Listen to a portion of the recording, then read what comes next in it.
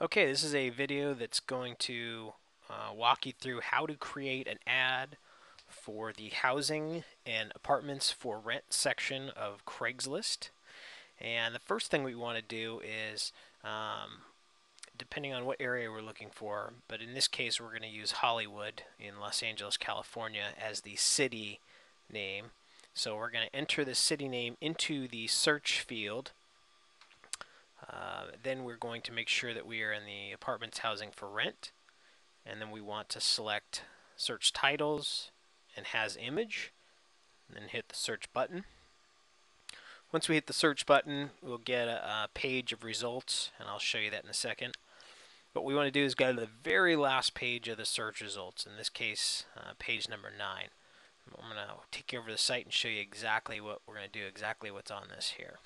So we are in the Los Angeles housing apartments for rent.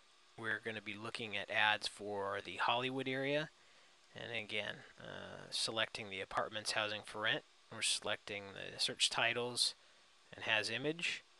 And we hit the search button, and there are 867 items, and you can see we're on the first page. So we want to go to the very last page, which is page 9. And from here, we can start from the very bottom. And I'm going to take it back over the PowerPoint for a second. And what we want to do is we want to start checking the ad titles.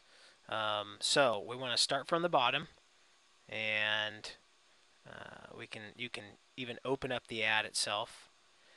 And what we want to do is highlight that ad title. So I'm going to highlight it, I'm going to right click, and I'm going to put copy. Now you want to have another browser open that's also open to Craigslist in the same city. Go to the housing section. You also want to make sure that you're selecting the apartments housing for rent. So you're in the exact same area as you are over here. You're just back to the search field.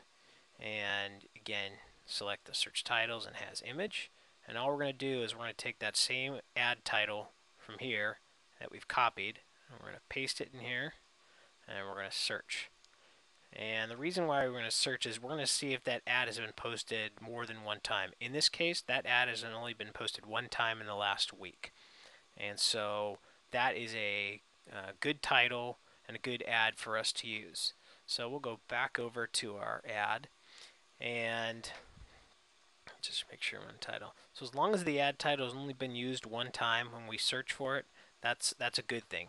If you do a search for an ad, so for example this ad, and it shows 3 examples of it where it's been posted 3 times over the last week, we do not want to use that ad. So let's go take a look at the ad itself. So we can use the same ad title, so we can copy that ad title. We can, if we're going to, depending on what format that we're going to save the ads, if we're going to have them save them in Notepad or in an Excel spreadsheet, but let's just use Notepad for this example. We're going to just copy the title there and go back to the ad, and we're going to even copy the content of the ad. Now, here are things that we do not want in our ad copy. There are 4 things that we do not want in the ad copy itself. And when I say the ad copy, the body of the ad, we do not want any reference to a phone number. We do not want a reference to an exact address. We do not want a reference to the rental amount. We don't want a website or URL or the name of a building. So in this example here, there's actually a phone number and there's an exact address. Again, we want to remove that. So anything that has a phone number, exact address, rental rate, website, or building name, we want to remove from the ad body. So as we go back to this ad, we scan through it really quick, it looks like the only thing we would need to remove is the name and the phone number.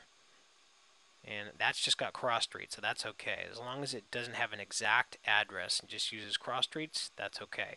So we can take that ad copy there, and we can enter it here.